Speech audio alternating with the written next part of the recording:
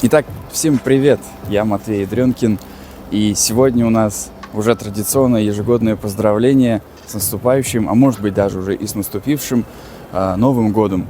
Сегодня у нас 31 декабря, время 17:36, то есть Новый год уже совсем почти скоро, через буквально 6 часов, там сколько-то, 24 минуты, видимо, да? И мы сегодня хотим вас поздравить с наступающим Новым годом на фоне бывшего кинотеатра «Искра». Мы находимся в Уфе, сегодня мы уже нигде не в Москве, как в прошлом году.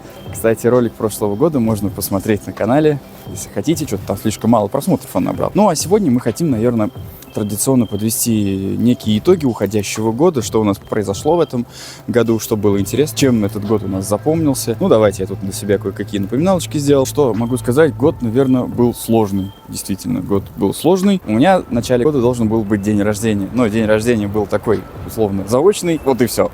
Примерно тогда же, в январе, было, на тот момент я еще даже не знал, но последнее выступление нашей рок-группы. Все, группы больше нет. Тогда же мы решили немножечко для удобства семейного переделать нашу квартиру. И во время производства строительных работ к нам наведалась соседка с 7-го этажа, покрыла нас матюками, ну, в общем, создала нам стрессовую ситуацию и ушла. А после нее пришли уже полицейские. Ну, в общем, история долгая, мы сейчас к ней вернемся. Что еще из интересных событий? Весной мы купили себе сад. Девчонки прожили в этом саду почти все лето и купили мы не один участок, а целых 2.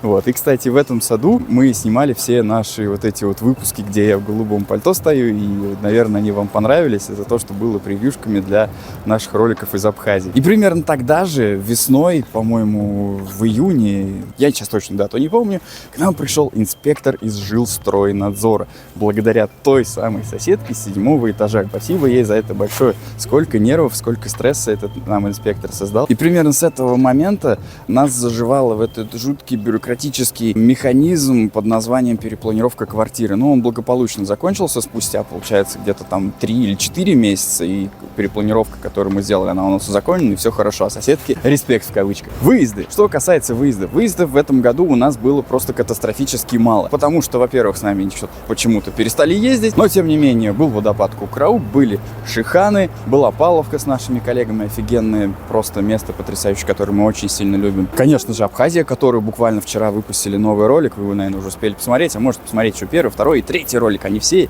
есть. Ну и осенью мы еще съездили в наш любимый домик в Красном Ключе. И этот ролик я еще даже пока не начинал монтировать. Монтаж этого ролика скоро начнется. И, наверное, через несколько недель вы даже сможете его посмотреть. Ну и, кстати, выезд в Красный Ключ. Это был наш последний выезд на нашем 25-летнем, ну теперь уже не нашем, 25-летнем Subaru Outback. Да, действительно, после возвращения из Абхазии мы решили, после 9 лет успешного владения нашим автомобилем, мы решили его продавать. Что касается процесса продажи, ну это что-то с чем-то. Я терпеть ненавижу продавать автомобили. Эти клоуны, которые приходят смотреть, которые задают эти вопросы, это должно было произойти, через это надо было пройти, и мы через это прошли. Автомобиль мы продали хорошим людям, автомобиль уехал в Ижевск, и спасибо ребятам, надеюсь, у них все хорошо, и что они ездят на этом автомобиле и получают от него удовольствие такое же, которое получали от него мы в течение 9 лет. Ну а раз машину продали, пришлось машину, естественно, и покупать. Ты колеса поменял? Да, я машину решил сразу поменять, сразу с зимними колесами взял, чтобы не парить. Процесс выбора и поиска автомобиля тоже был довольно муторным. Путем очень сложных эмпирических вычислений решил, какой автомобиль нам нужен для путешествий, для ежедневной езды. Ну, в общем, все сошлось на автомобиле Lexus RX 400, на котором мы, кстати, благополучно в компании наших родственников съездили на Зюраткуль.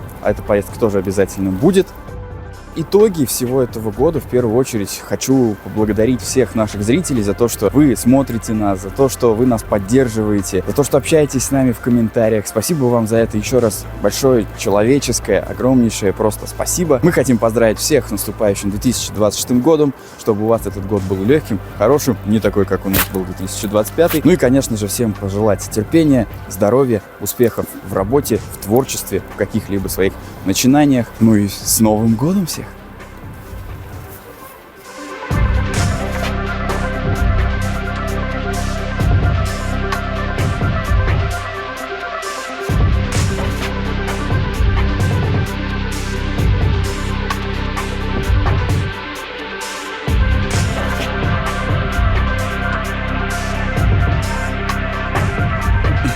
Наступающим!